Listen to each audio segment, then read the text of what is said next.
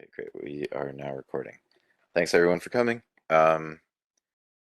So today I was just going to go over um, a couple things. I just put the notes in the agenda there in the chat there, and that's got the agenda in it so far.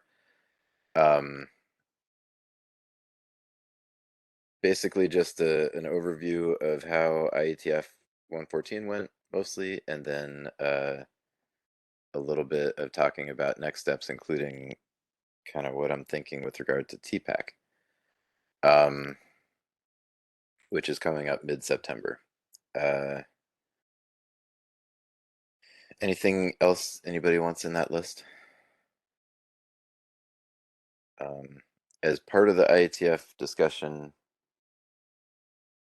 I might want to have a little digression about the security thing that we were talking about with the origin guarantee that the multicast traffic in the quick proposal is coming from the same origin. I had a few more thoughts on that, but we can take that to the next meeting instead if you want.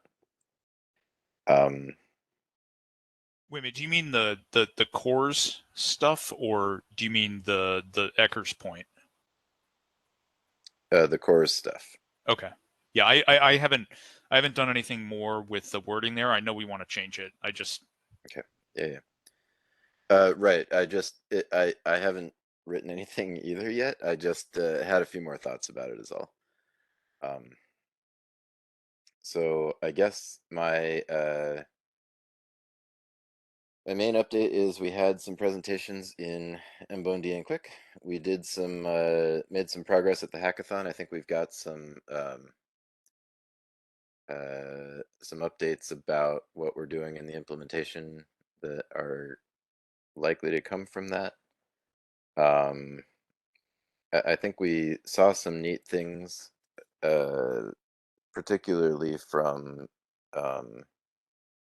Luke Curley's proposal and running demo for Warp using web transport. And I think it would actually mesh really well with our current quick proposal because it uses the same kind of server push like idea for server initiated streams that we would be relying on. And a little bit about just the side discussions we've had. So I guess, well, Max and Kyle, I know you were there. Correct me if I'm wrong, but I think the reception at Quick was perhaps slightly confused, but not hostile. I don't think we've got really the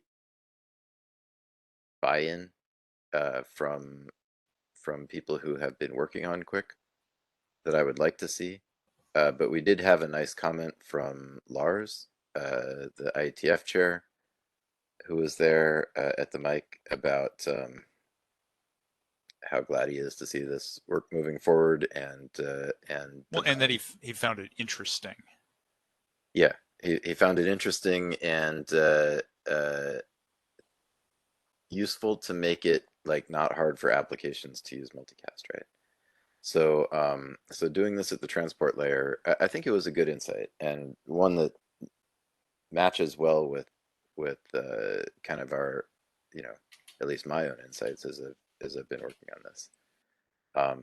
That like it is a nice feature that uh, that any web transport application that can use server initiated data can make use of the multicast stuff happening underneath it without having to be specifically aware of any multicast stuff happening underneath it. So that's kind of valuable in some way. I think the same is true of server push. So even request-based things that, if we had any browsers that were going to continue supporting server push, then that would work the same way. Or offline application, the sort of fat client applications, right? You can do server push to build a cache in the receiver, and then sort of have a player that wants to make requests that you feed out of your server push cache, right? Server push may simply have been a technology before its time. I wouldn't be shocked if the same basic thing, whether it's the whether it's the same implementation or interface or not, reappears at some point once enough use cases that actually make good use of it appear. It just like it's one of those things that was what was it developed in like 2014 or something like that, and it just never really got used. And then and it's a lot of code to maintain Yeah, for something that isn't used. And that's what they're saying. I don't know if anybody else has been following the threads where they've been discussing that.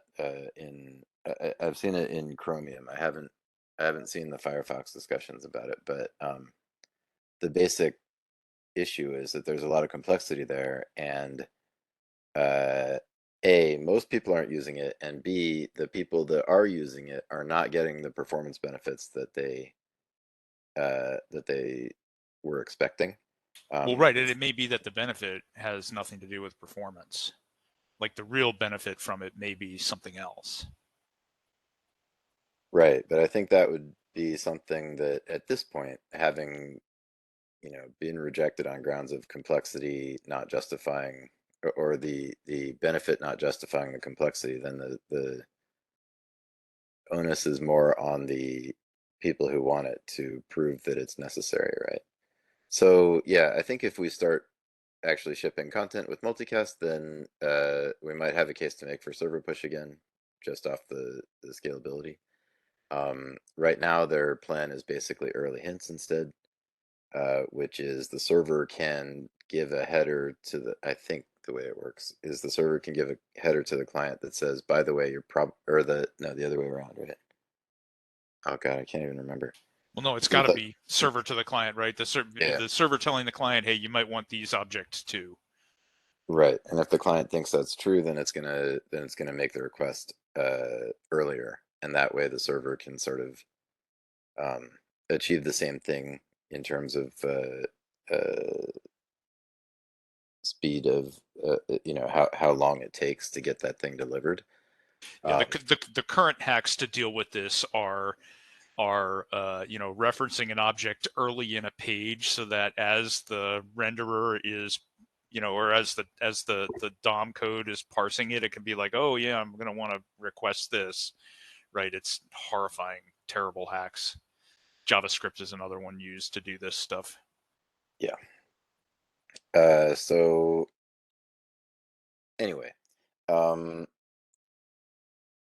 the point is that I think there's uh,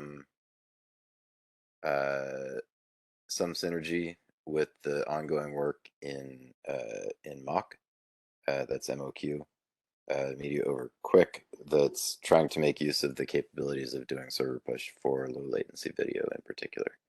Um, because I think we can leverage that and not have to write a player when we get to the point that we're delivering video data. What else did I want to talk about there?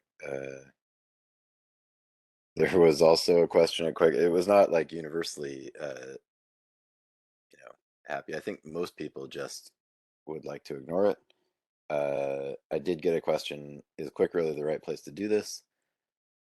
Maybe I should write up a document justifying why I think it's the right place to do this. I think there are some good reasons, and they include like, I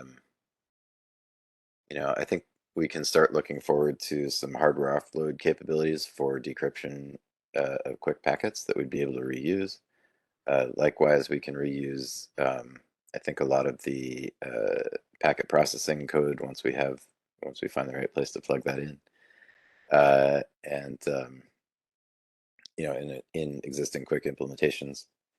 Um, and like I said, the applications that are built on it have a much lower burden in order to make use of those. Oh, we lost Gavin. Um, uh, anyway, Was that the person who was asking about why using quickest transport versus something else, or was that in the MBone session? That was in the quick session is what I'm thinking of. It was Alex, I forget his last name. It's about 3 or 4 syllables. Okay. Might I start with was a K or have a K in it. I can find it out. I was listening remotely. I got the remote pass, so I wasn't there, but I was able to attend the quick and M-Bone sessions at least. And that was one of the things I was going to bring up, where there was kind of a question about why quick. And I believe you did mention, that it's with a goal of browser support, but kind of as you just described, it maybe a paragraph somewhere that just kind of answers that question. Like what's the rationale for using quick versus just keeping on plain UDP or whatever. Well, I don't think you can use just plain UDP. I mean, you have to have something on top of the UDP in order to in order to make use of whatever is Well, yeah, inside the UDP packets, right? because I mean, it seems like that was one Yeah. of the questions first. Just something kind of simple, but it's a Yeah. paragraph saying, Yeah. Yeah. Yeah. I agree. I think a paragraph write up maybe in the draft itself could be could be a valuable addition. Um, so maybe I'll open an issue on that. I think the answers there are some good answers, and maybe there's more. You know, in some sense, it's like possible to do this not inside Quick to get the same level of security, but you'd have to add a lot more pieces that you'd have to sort of define from scratch. Whereas Quick does define, how it's going to be encrypted and what the structure of the packet's going to be and how, what all's going to be there. And making use of that, um, you know, I mean, the only harm is really taking some code points out of a very large code point space for frame definitions and transport parameter definitions. So I think it's well justified. Well, I mean, also, I think I'm not sure whether it was you who said this or somebody else, right? But there's, multicast itself is just an address scheme, right? This is something that puts guardrails around the way that multicast is able to be used alongside web traffic that assumes something about a secure transport. So it's good in that sense too, that it says this is the type of thing we're going to support, and it is going to make use of this address family for making it more efficient to distribute data. But otherwise, it's going to work the same general way that the web does and carry a lot of the properties that the web has with it. So I think Yeah, that is also a compelling argument for some people. I don't think we're gonna find a single argument that's going to convince everyone, but we might be able to find a small set that cover most of the people who are at least open to the idea. that seems plausible. Yeah, yeah. I guess so. On the other side of that, like the comments we got in MBOND, on the whole, were more supportive and excited, but also reflected a little bit of confusion about how Quick works in general, I think. But these might be better handled by conversation with people who want to know more than by writing it up specifically. But I think that some of the questions had to do with like um, comparing it to existing multicast transport protocols like Flute or Norm. I said that it compares probably closest to Norm because we're doing acts of the packets received on the multicast channels in a similar way to the way Norm will send NACs uh, to reflect the packets that were received or not received. I think the quick version is like, obviously different in many ways, but it's got but in terms of like the sort of uh, feedback of information, I think it's more similar to Norm than to other multicast transport protocols as it stands today. And I think that there's extensions that could be made if we sort of, once we're over the first uh, hurdles that would improve the efficiency. such as defining NAC frames in addition to the ACK frames, so that you can do negative acknowledgements at a smaller rate. I think it almost is the same thing as the aggregated ACKs that we've got already, except in the case of high loss or something. Um, Also, the way Norm does it, there's like a delay on the NAC, so you might be able to sort of reduce the number of servers you need in order to do the serving of the multicast based quick data. If you applied NACs instead of ACKs. Likewise, there's like possibilities to add FEC frames. I think there's been some discussion of that kind of thing in Quick already. Um, I think the early versions of it used bad FEC schemes, and so they concluded it was a bad idea. But they did some of the people who are investigating that I know did, like Ian Sweat in particular, did go talking to the people in the network coding research group about like real FEC schemes like Raptor, um, that can provide a good benefit. There was some work on Tetris, that's Tetrys, which had a draft on how to sort of do a sliding window FEC based recovery in TCP. This clearly would be applicable to a quick approach as well. Um, so I think there are solutions in the future to sort of improve the efficiency um, in a way that matches sort of what the previous attempts at multicast reliable transport have done. Um, all this is relatively straightforward to extend in quick if there is value in doing so. But I think the first step here is just like the most basic version of a multicast transport protocol we can get, which is what we tried to put up in the draft that's there. Um, so once that's operational, then I think there are some down the road future ideas to explore further if we want to improve on the efficiencies. But I don't want to get sidetracked on that. But that was some of the kind of questions we got in M1D. Um, and I'm not sure how well a job I did of explaining it on the spot, but uh, I don't think it needs a write up at this point. Probably we can just ignore it until later, and then add it in as a as an optimization once we've got some deployment. But first things first, in my opinion. So yeah, add something justifying use of quick, and leave aside for now maybe a document to make some mention about it. I'm not sure anything. Actually, I guess it'll be in the notes in this recording, but outside that, I'm not sure how much is necessary today. Um, let's see, hackathon. Kyle did a great job. Got some good stuff done. Uh, Max and I, well, uh, Max hit a bit of a wall on finding the right place in Chromium to receive the UDP packets.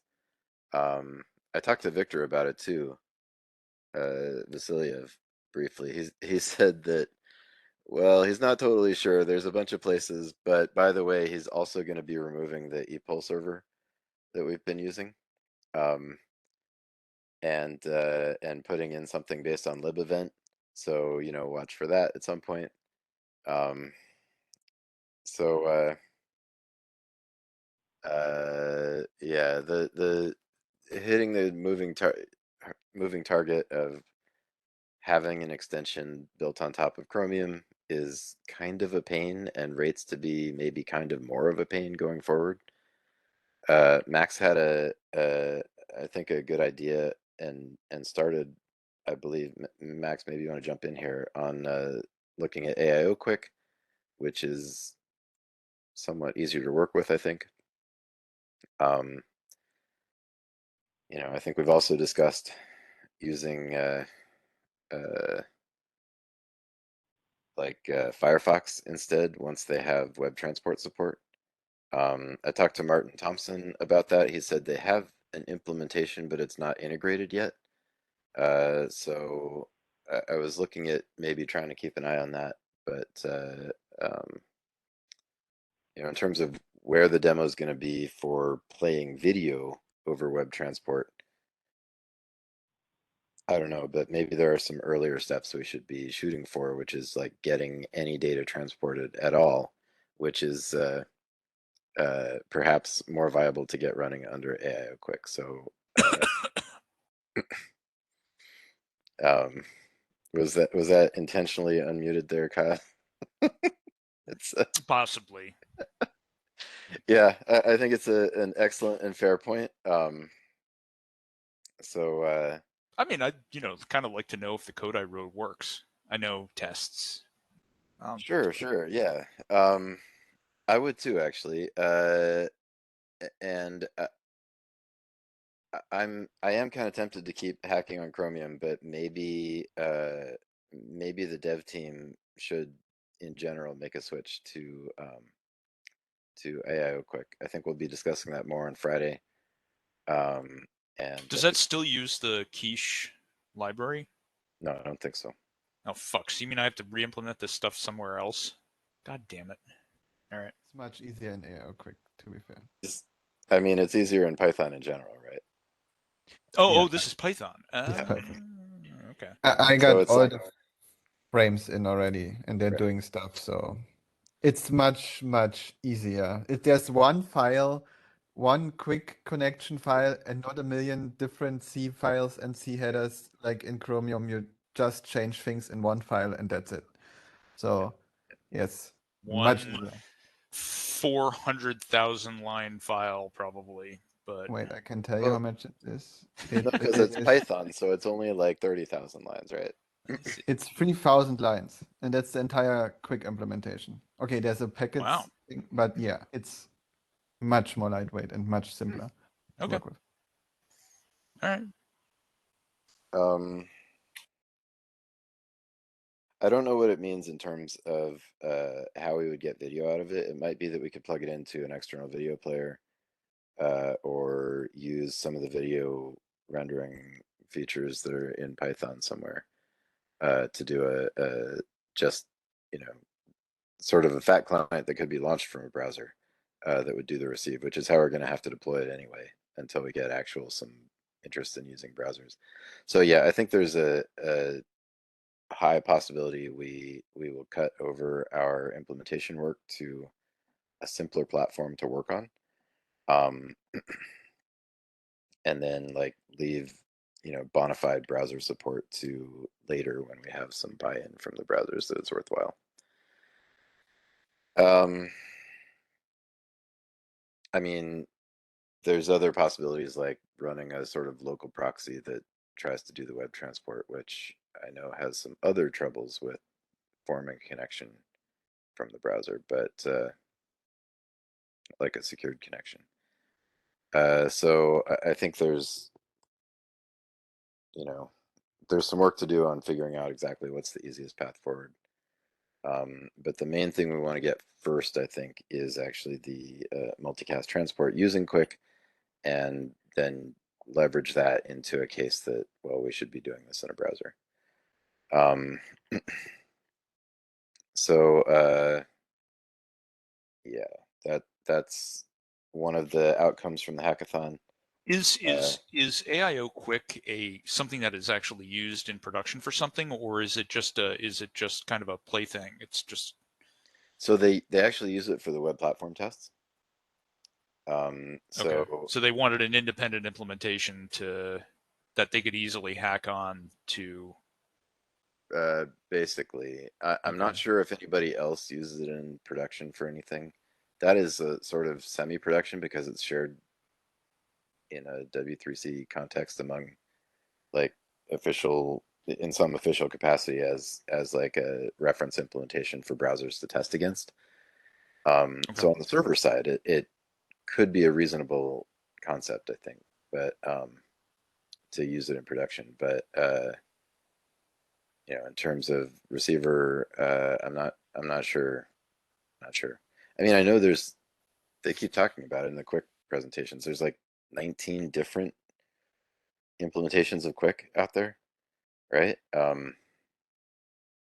some of them are server only, some of them are client only, but regardless, there's a whole interop table where they tested them all against each other and stuff, right? So the other honorable mention I'd put out there is that Christian Utema's one that's supposed to be designed for extending and for experimentation. If we ever found a way to plug that into a browser and use it underneath, then I think it would be very likely to be much, much cleaner than the like Google Quick implementation, which I know you guys What have. is Christian's written in? I think that was, I have the links to it. Go? I think there's a plugin to it in Go actually. But Okay. no, I think the main one, I think the main implementation of the Quick itself proper, where we'd have to be adding the frame stuff, was in, I should add a, find the, I should know the name of this one already. I've looked at it certainly a few times, but I think it's the Uitema.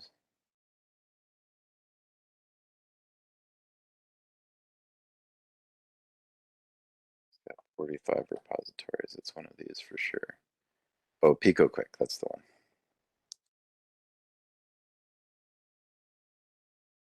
And we might take a look. Oh, it looks like he's now got a quick MPath up, because I know he's been working on the multipath stuff too. Okay, it's in C. My God. Well, okay, but it's better probably in some ways than the C++ Google Quiche implementation that also has like all their leftover stuff from before it was the Yeah, IHS standard. So I mean, having gone down as I mentioned, having gone down the wrong road on G Quick stuff on a few occasions, and then Yeah, had to throw those changes away. right. It's a little annoying. It sounds like they also want. I mean, according to my conversation with Ian, they want to tear all of the G Quick code out as well. Yep. So at some point, it will disappear and hopefully be a lot simpler.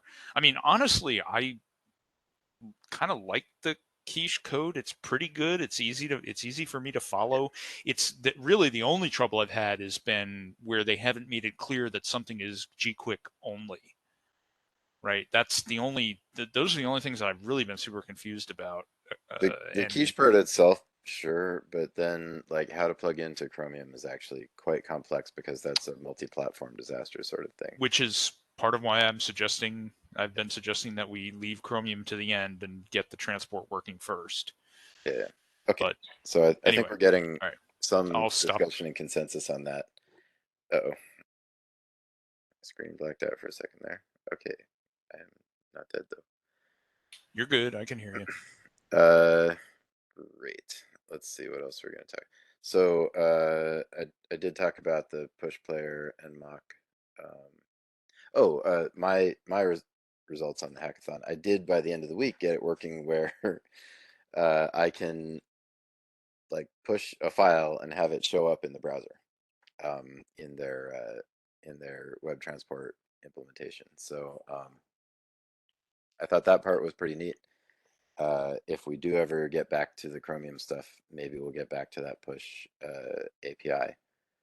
But I imagine in the meantime we'll probably port it over to interoperate with the AIO Quick server if we run it on there. Or maybe we'll leave the server side in there. But I think on the server side it matters a lot less what we do because we can do that one doesn't have the same deployment problem. So okay. Anyway, so some progress, but also some confusion and some indications maybe we started down a path that's harder than we want.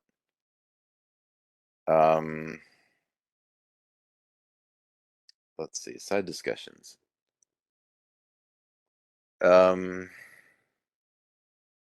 I think I did convince maybe, well, maybe that's too strong a term. I think we did. I did talk to a few people and get some acknowledgement that uh, that there's a scaling problem that's worth considering solving with multicast. Like I think I got into at least a couple people's heads that making use of broadcast links, like in GPON and cable end user loops, is a thing that you can't do with just a different caching strategy. And that this is a real problem for network delivery. It's not just about saving 10,001 on your servers um, for the live events, but also uh, there's a delivery problem that can't be solved in really any other known way besides making use of those broadcast links.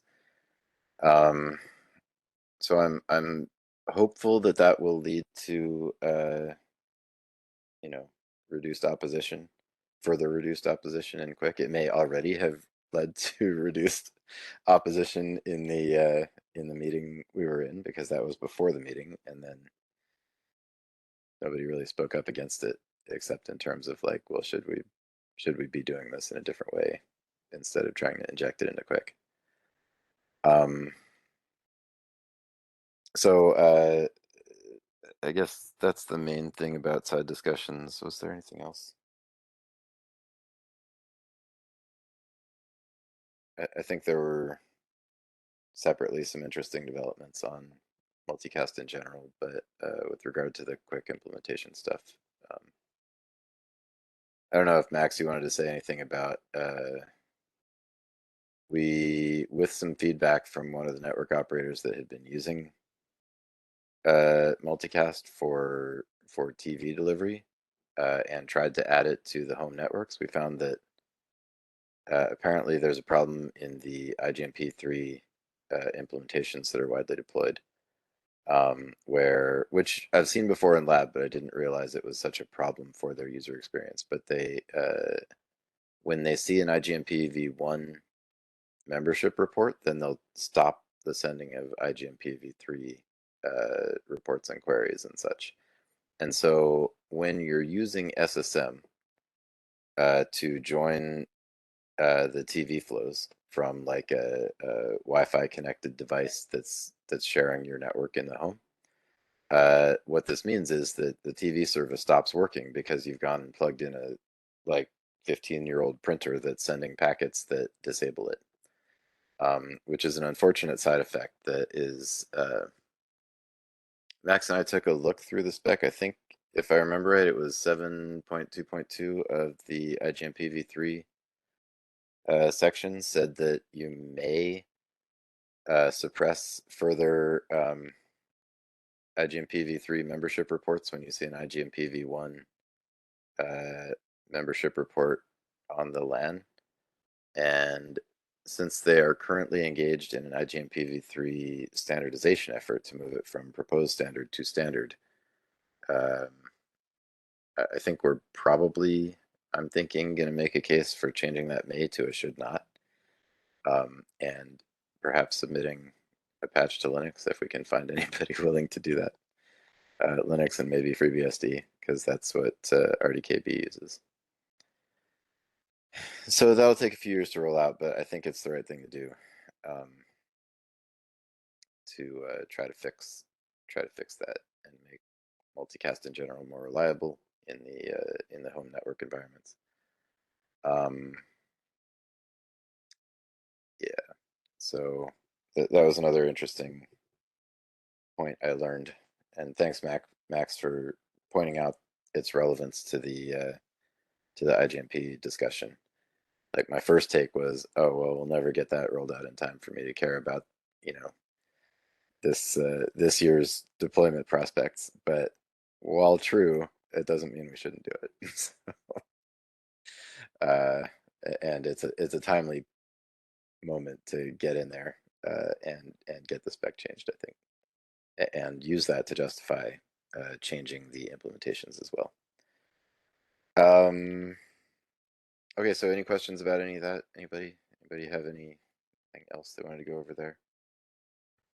I just think they might fight us on that because at the PIM working group they were already, the AD was already arguing because including the SSM RFC into the standard, that's what they want to do, right? The SSM extension for IGMP.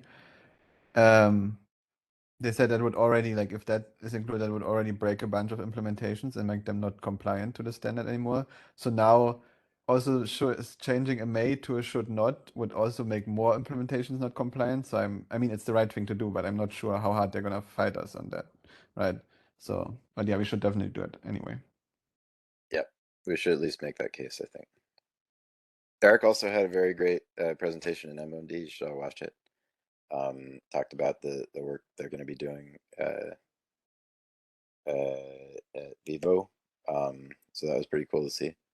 Handed out some neat Vivo swag. You should come to his presentations if you want any of that. I don't know, anything you wanted to say about that, Eric?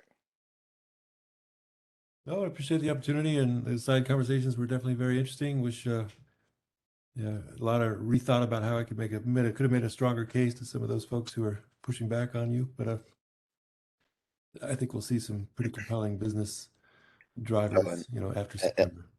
Sure. And thank you, by the way, for your use cases doc. I did get that, and I'll be adding it somewhere in Cast2G repo, I think, soon. And the last thing is just just quicken Node. It's starting. Python is one option. Node is another. There's definitely we use a lot of Node in our servers. Yeah, okay. I'm not a big Node fan, really, but maybe.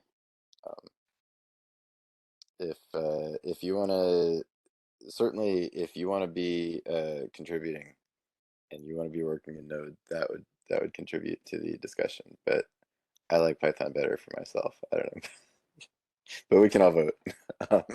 If anyone who comes to the dev team meetings that we've been having weekly is certainly welcome to make a case for using a different platform while we're considering switching. Yeah, I can't say I'm a Node fan. I mean, nothing against Lisp, but JavaScript, come on. Sorry, what? I'll change the topic back just a couple of minutes. Just to say I that is hugely disappointing about the IGMP3 and IGMP1 thing. But we encounter this kind of thing all the time, really, in networking. So I appreciate you guys making the effort and the push to get that changed. I don't expect it to be a cure-all because it'll take a long time for vendors to implement, but it's, like you said, it's a change that needs to be made.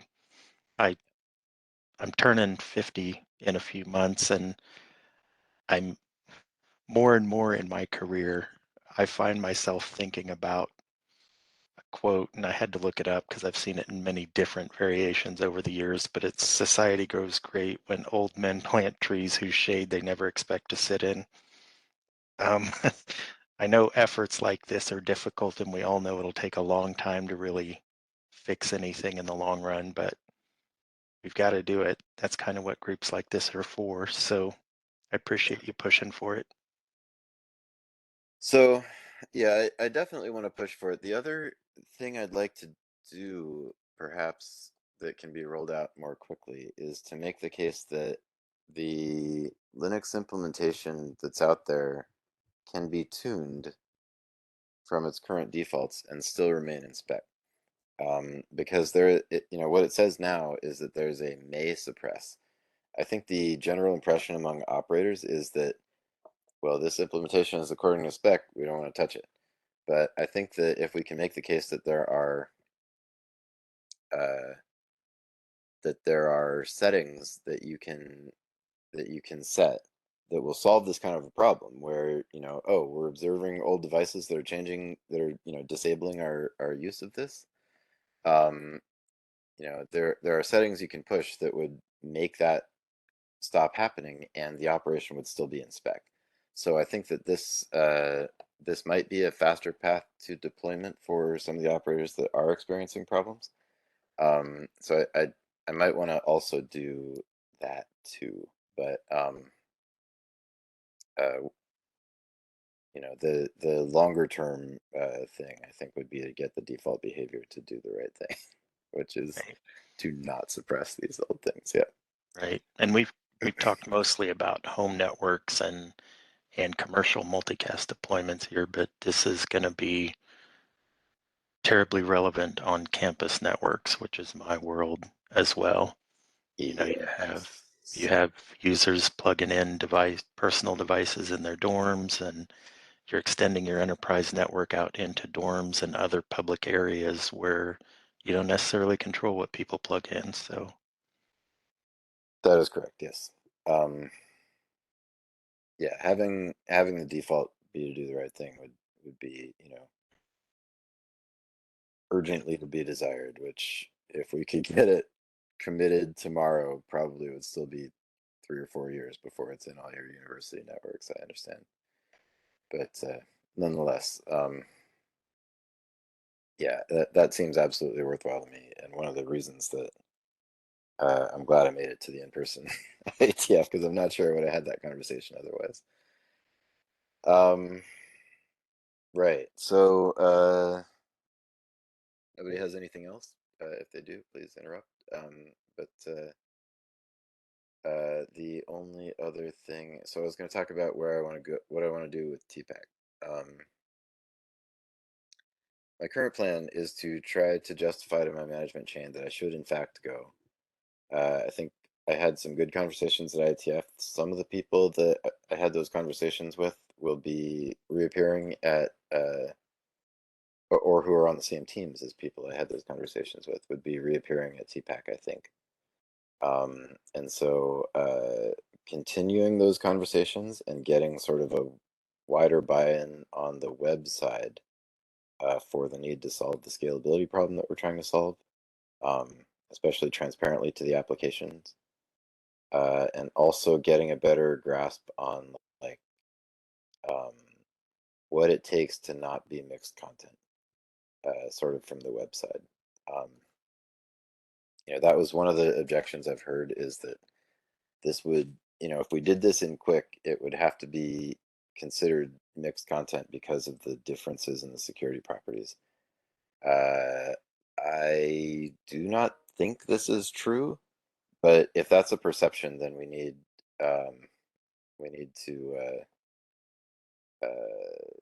discuss why, um, and to see if we can pin that down and fix it in the security considerations doc, I think. So that's that, and I want to have a better grasp of what TPAC is like for next year, because maybe I'll have more presentations or a group meeting that we can get more people in next year. I do not think I'm going to run a meeting for this community group at TPAC, unless it's remote or with whoever happens to be there. But my intent would be to go to participate in some other groups and kind of get a feel for the whole thing, and then to uh,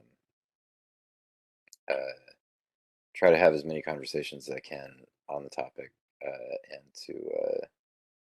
to take from that whatever we can ahead of the November IETF meeting. But I think the bulk of the work right now is still on the IETF front, and this TPAC and W3C work is more like a warm up for being able to hit the ground running after we have a good demo running for the IETF, for the quick multicast implementation.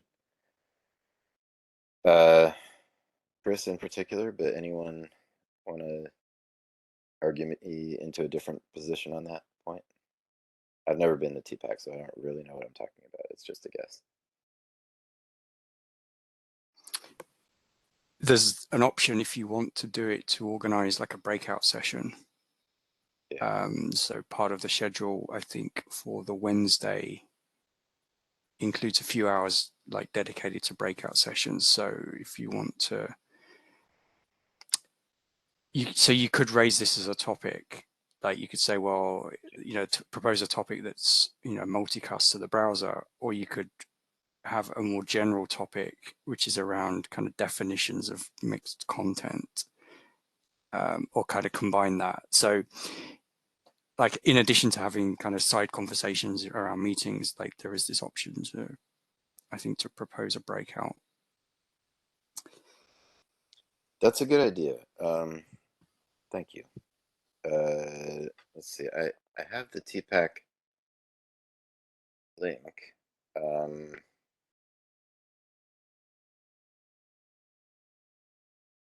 What is the deadline on that?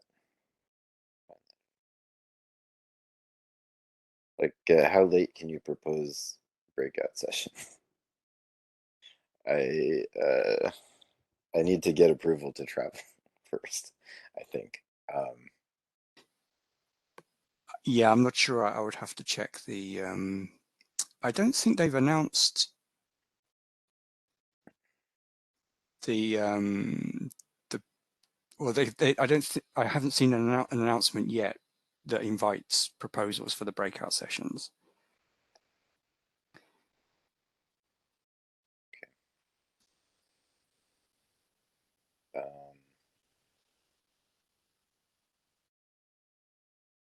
Yeah, I should do that. I'm not sure I'm on the right lists to be getting all the announcements. Do you know what list you'd be expecting that on?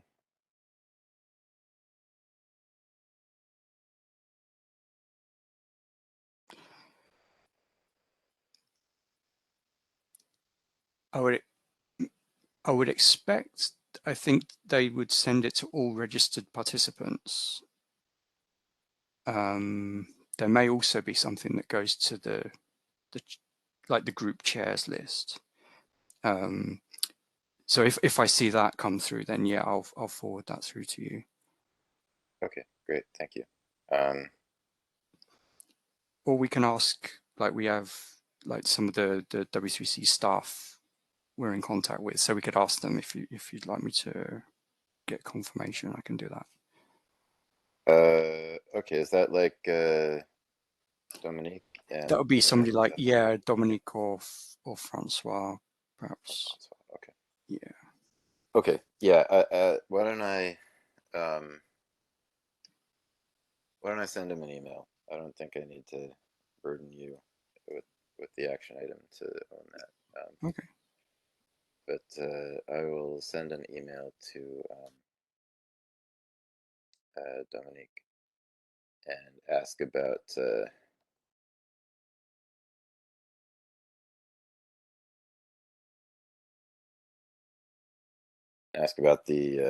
TPAC 2022 breakout session scheduling process and deadlines and what I should watch for that. Yeah, thank you for that suggestion. That's very helpful. So that breakout session is sort of an open invite. Is that the idea? And then it'll be on the list of here's all the breakout sessions, and people who are there will just sort of wander in. That's exactly it. So there'll be like multiple sessions running in parallel, and then it's whichever topic catches people's interest is the one that they go to. So if you're going to propose a session, then it's worthwhile talking with people ahead of time so that you've invited some of the right people that you'd want around the table. Okay. Yep.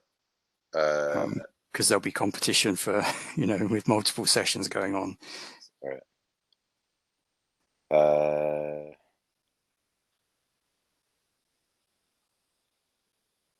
Okay, so I will. So I have two pieces then. It's convince my management that I should indeed travel to this and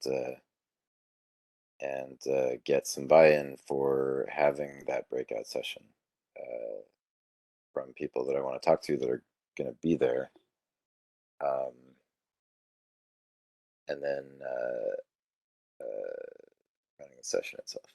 So what is the what are they usually, like an hour long? Yeah, that's right. Yeah.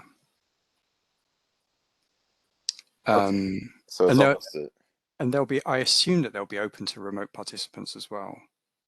yes, that's what I would assume too.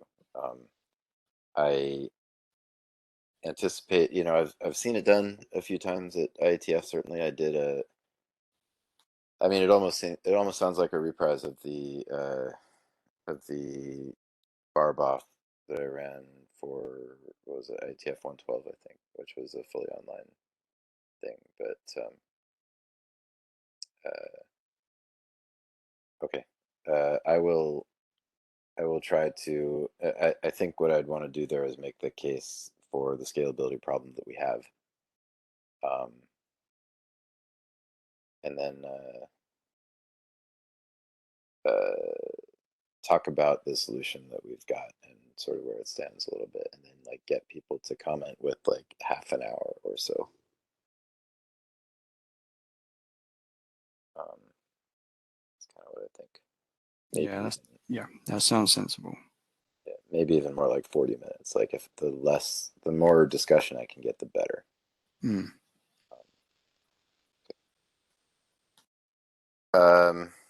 Okay, I will start trying to make that happen and see where I can get. It is possible that the answer will be no, and that I just won't go. But I think it does sound valuable to me, and hopefully I can make the case to my management that it is valuable for me to go. So I'll try to do that. Thank you for the feedback on that. Very much appreciated. Any other comments or questions? I think we only have 3 minutes left, and it's going to shut it down. Good. Okay. Thank you, everyone, for coming. Really appreciate it. Good to talk to you all, and those that just left as well. Okay, and thanks. Stopping the recording.